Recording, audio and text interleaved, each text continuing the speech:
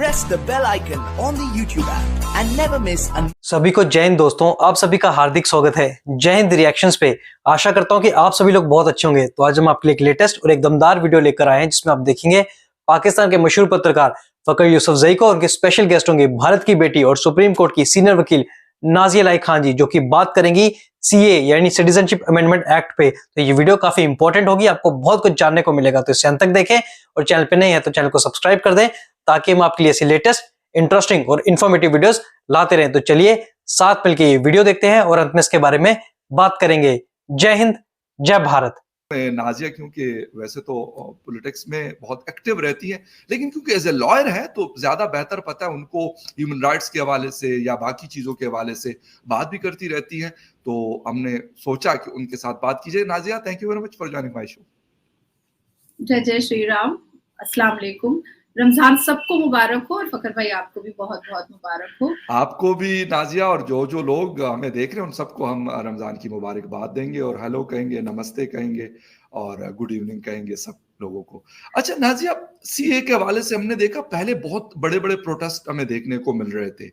अब वो चीज तो नहीं है, लेकिन क्रिटिसिज्म हो रही। एक तो हमें ये बताएं कि सीए से क्या फायदा होगा। मोदी साहब ने भी, क्योंकि इलेक्शन होने वाले हैं कुछ महीने डेढ़ में, उन्होंने इसको अनाउंस किया है। तो क्या इसका एक्चुअल बेनिफिट जो होगा इंडिया को, इंडियन सोसाइटी को, लोगों को, या जो दूसरे कंट्रीज में हिंदू रिलीजन के या बाकी रिलीजन के रहने वाले लोग हैं उनको?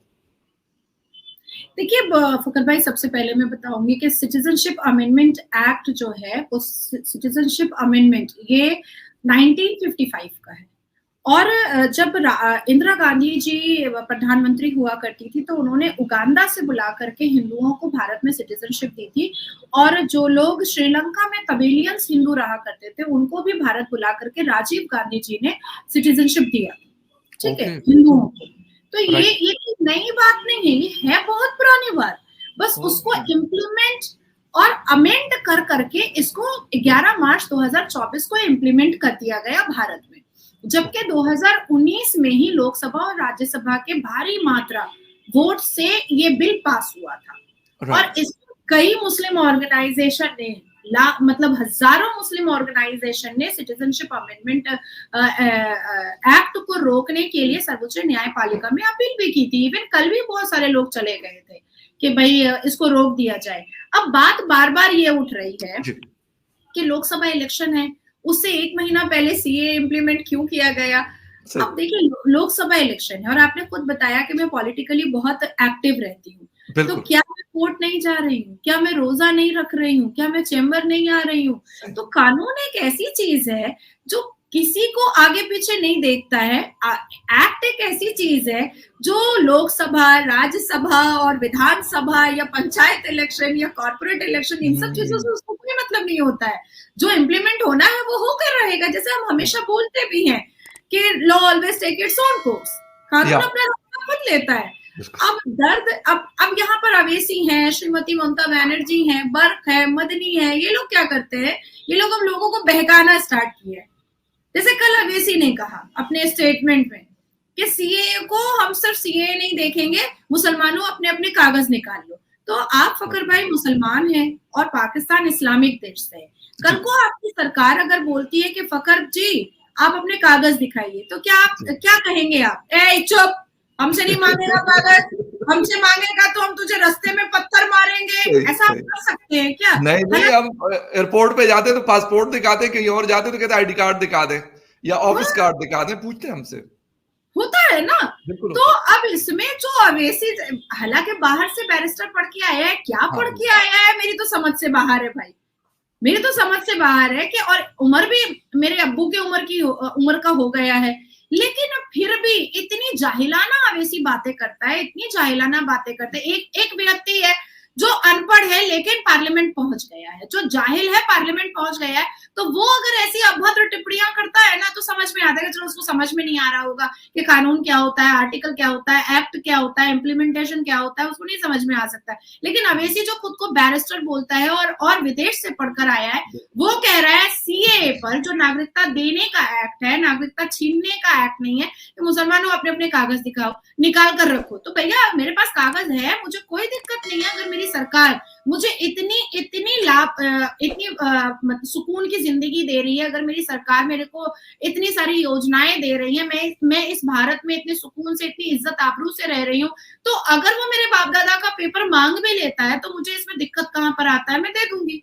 लेकिन डरेंगे वो जो घुसपैठियां हैं, उनको डर लगेगा।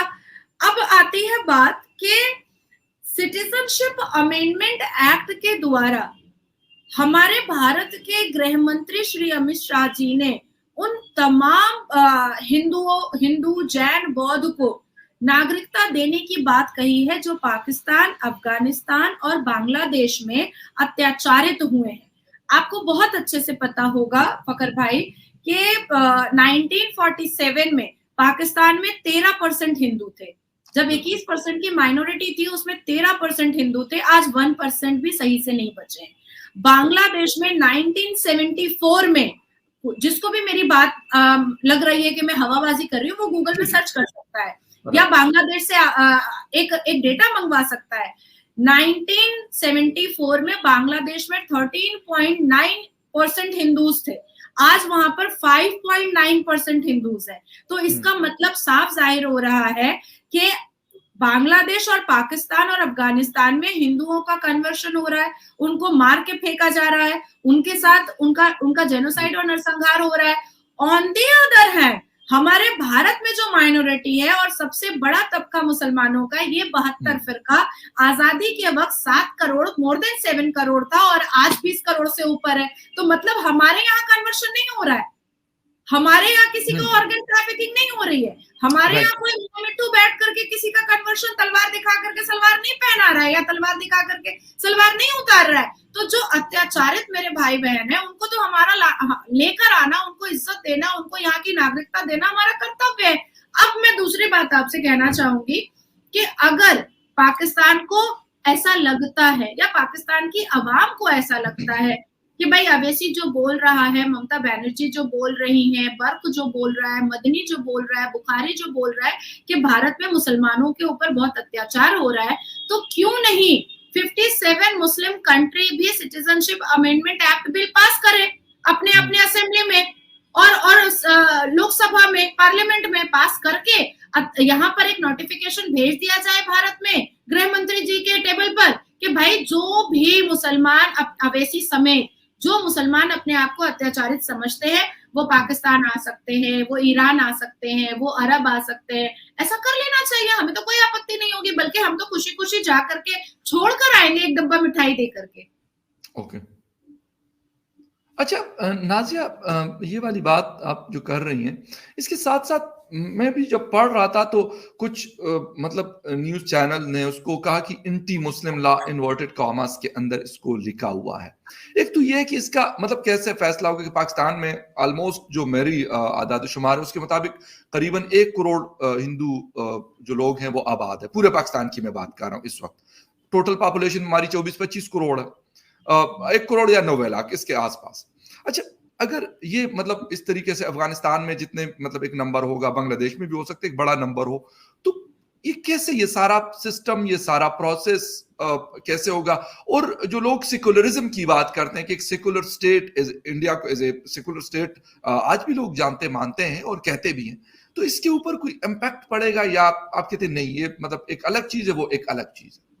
नहीं, सेकुलरिज्म पे क्या इम्पैक्ट पड़ेगा? क्या मुझे रोजा रखने मना किया जा रहा है या भारत में मुसलमानों को सीएए तो इम्प्लीमेंट हो गया, लागू हो गया, तो मुझे तो रोजा रखने को नहीं मना कर रहा है, मुझे तो मुसलमानों को मुस्लिम क्यों बोल रहे हैं इसको नाजिया? ये थोड़ा सा, क्योंकि आप खुद भी मतलब आप मुस्लिम भी हैं, लॉयर भी हैं, पॉलिटिशियन भी हैं, तो आपसे ज्यादा बेहतर कौन जानता है क्यों बता रहे हैं ये लोग? ये एक डर खौफ वैसे क्रिएट किया जा रहा है या कुछ और माइंडसेट है? नहीं, कुछ और माइंडसेट। ओके, कुछ और माइंडसेट है। देखिए होता क्या है ना कि जीरो के बीच में ही हीरो कोई बन सकता है। इसलिए हम सब पढ़े लिखे बैठेंगे तो हम सब एक दूसरे की इज्जत करेंगे। हम किसी को ये नहीं बोलेंगे कि ये बहुत हीरो, अरे ये तो बहुत हीरो है, इसके पीछे पीछे हम चलते हैं। हम सब, अगर हम जब कोर्ट में जाते हैं, वो भी वकील है, वो भी वकील है, वो भी वकील है, लेकिन जज साहब को हम झुक करके बोलते हैं my Lord, good morning my Lord, है ना? बिल्कुल। तो होता क्या है कि अवेसी अपने आप को पढ़ा लिखा समझता है। ओके। और वो जानबूझ करके मुस्लिम कम्युनिटी को जाहिल रखवाने की कोशिश में लगा रहता है। आप अवैसी की 1000 स्पीचेस सुन लीजिए। राइट। इवन 1984 से आप उसके पिताश्री की भी, अब्बू जान की भी 1000 स्पीचेस सुन लीजिए, उसके भाई अकबरुद्दीन अवैसी की भी आप 1000 भाषण सुन लीजिए। इन पूरे अवैसी परिवार ने, खानदान ने कभी भी मुसलमानों में शिक्षा की बात नहीं कही है, क्योंकि इनको पता है कि अगर मुसलमान शिक्षित हो जाएगा तो वो अपने करियर और विजन पर फोकस करेगा। तो इनके आगे पीछे लफंदरों की तरह घूमेगा कौन? इसीलिए ये चाहते हैं, एक तो इनको ऐसा लग रहा है कि 82.7% सनातनी इस भारत में सबसे बड़ी मेजॉरिटी में है। अब मान लीजिए कि 5% जो है वो आ जा रहे हैं बांग्लादेश, पाकिस्तान और अफगानिस्तान से, तो यहाँ पर हो जा रहा है ऑलमोस्ट 88% हिंदूज। और इनका क्या फतवा था 18 दिन पहले दारुल उलूम का, कि वो गजवाए हिंद करेंगे भारत में रह करके भारत में गजवाए हिंद करेंगे। देखिए ये बहुत पुरानी स्ट्रैटेजी है मुसलमानों की, और अवैसी एक राजोकार फौज का, पाकिस्तानी फौज का आखिरी सिपा सलार है। इन्होंने ये ठान रखा है कि हम कैसे भी कर करके हम भारत को इस्लामिक देश बनाएंगे, पर वो नहीं बना सकता है, कभी भी नहीं बना सकता है। आप सोचिए, मैं बहुत पुराना इतिहास में निकाल करके आपको बता रही हूँ। जब 1947 में जब आजादी हुई, उसके बाद बंटवारा हुआ तो हमारे भारत के पहले लॉ मंत्री भी दलित हुए थे, और पाकिस्तान के भी पहले लॉ मंत्री जोगेंद्र नाथ मंडल दलित थे। सही कह रहे हैं।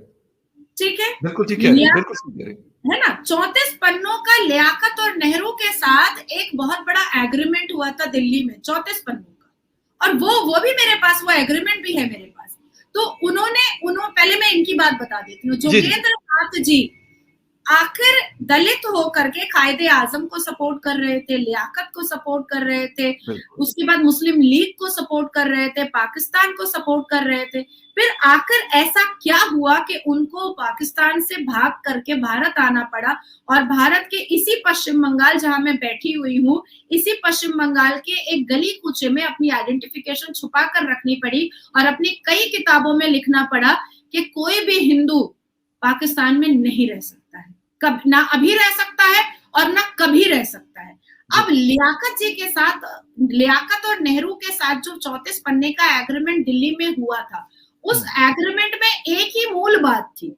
हम लोग को तो आदत है ब्रीफ में बात करने की, क्योंकि आप भी पेशे से वकील हैं और मैं भी, तो मैं छोटे में बता दे रही हूँ सिनॉप्सिस में, कि उसमें एक ही बात थी कि जो पाकिस्तान में माइनॉरिटी है और जो भारत में माइनॉरिटी है, उनको उनकी आजादी मिलेगी और धर्म की आजादी मिलेगी। तो देखिए, हमारे भारत में तो धर्मों की आजादी इनको मिली। हमारे यहाँ 7 लाख मस्जिदें हैं, अनगिनत मदरसे हैं, अनगिनत इमाम बाड़े हैं, किसी चीज की कोई कमी नहीं है। 7 करोड़ मुसलमान 20 करोड़ में कन्वर्ट हो चुका है।